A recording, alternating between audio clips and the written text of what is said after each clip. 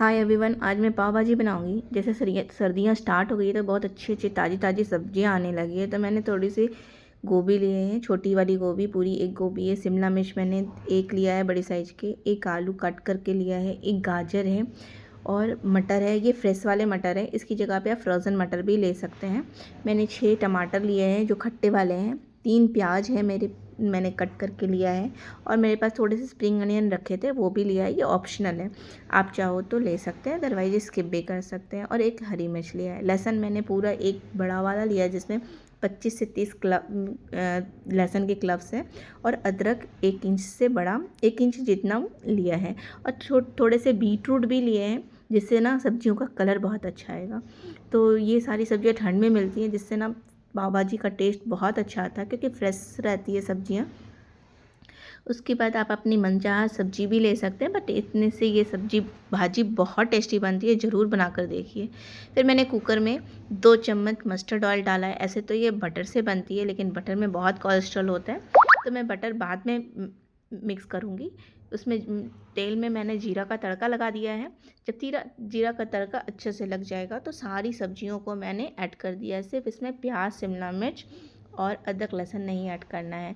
और अगर आप फ्रोज़न मटर ले रहे हैं तो आप शिमला मिर्च के साथ ऐड कीजिएगा, और अगर फ्रेश मटर ले रहे हैं तो इसी समय सारी सब्जियों को, जो भी मैंने डाला है शिमला मिर्च छोड़कर, सारी सब्जियों को इसमें ऐड कर देना है। उसको 2-3 मिनट तक अच्छे से भून लेना है, ताकि जीरे का फ्लेवर सारी सब्जियों में आ जाए। और उसके बाद इसमें मिर्च भी मैंने ऐड कर दिया है, 1 ही मिर्च मैंने ऐड किया है। उसके बाद मैंने टमाटर भी ऐड किया है, ताकि ये अच्छे से गल जाए सारी सब्जियों के साथ। और है ना, भाजी जो है बिल्कुल मैसी रहती है, इसलिए इसको बॉईल करके बनाने से ना इसमें जो सब्जियों के चंक्स हैं मुँह में नहीं आएंगे। उसके बाद मैंने नमक ऐड कर दिया है, और इसको अच्छे से 2-3 मिनट भून करके, ज़्यादा नहीं भूनना है, 2 मिनट 3 मिनट तक भून करके इसमें लगभग हाफ ग्लास पानी ऐड कर देना है। और इसको 2 से 3 सीटी तेज़ आंच में लगा देना है, ताकि ये अच्छे से गल जाए। उसके बाद मैंने कढ़ाई गरम किया है, और उसमें मैंने ऑयल डाला है, ऑयल, और साथ में मैंने तो बटर डाला है। आप बटर अपने हिसाब से कम ज़्यादा कर लीजिएगा, क्योंकि मैंने पहले बताया बटर में बहुत कोलेस्ट्रॉल होता है, तो मैंने कोलेस्ट्रॉल की वजह से कम बटर ऐड किया है।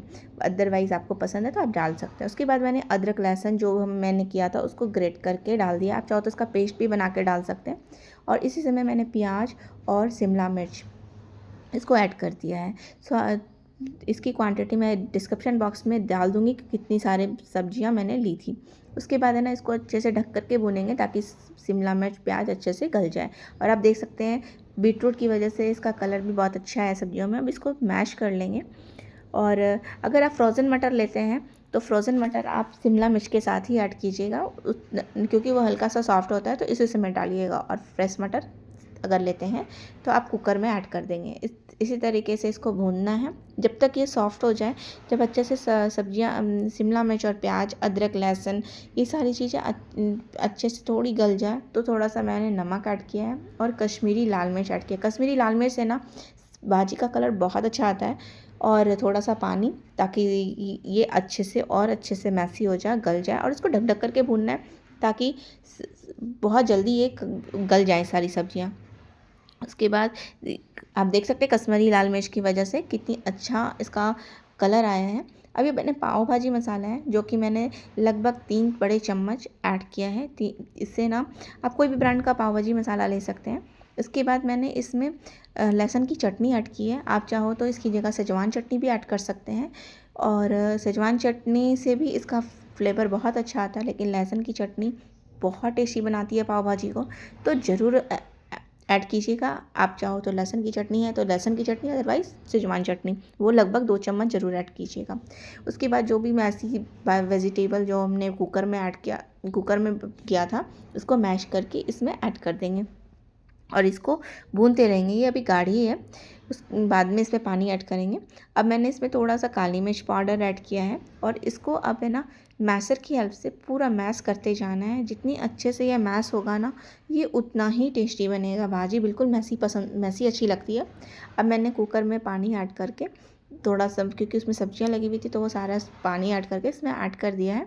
और मैंने नींबू एटलीस्ट, क्योंकि मुझे खट्टी पाव भाजी पसंद है, तो मैंने टमाटर के साथ साथ मैंने लगभग 2 नींबू का रस मैंने ऐड किया है। आपको जितनी खट्टी पसंद है आप उस हिसाब से नींबू को ऐड कर लीजिएगा। तो ऐसे तो सब मुझे नमक भी कम लग रहा था, थोड़ा सा नमक भी मैंने ऐड किया है। आप अगर आपको खट्टी भाजी पसंद है तो आप उस हिसाब से नींबू ऐड कीजिएगा, अदरवाइज़ थोड़ा कम भी कर सकते हैं। लेकिन मेरी बात पे अगर 2 नींबू का रस या बड़े साइज़ का नींबू है तो 1.5 पीस ज़रूर ऐड कीजिएगा। अब ऊपर से मैंने इतना बटर ऐड किया है, आपको जितनी मर्ज़ी आप उतना बटर ऐड कर सकते हैं। उसके बाद फ्रेश धनिया पत्ता ऐड करना है और ये भाजी बिल्कुल रेडी है, बहुत टेस्टी बनती है। इसको पाव के साथ बटर में पाव के साथ सेक करके इसको सर्व कीजिएगा, बहुत मज़ा आता है। किसी भी ओकेज़न में, फेस्टिवल में बनाइए, बहुत अच्छी लगती है। अगर अच्छी लगे वीडियो तो please like share and subscribe कर दीजिएगा। Thanks for watching.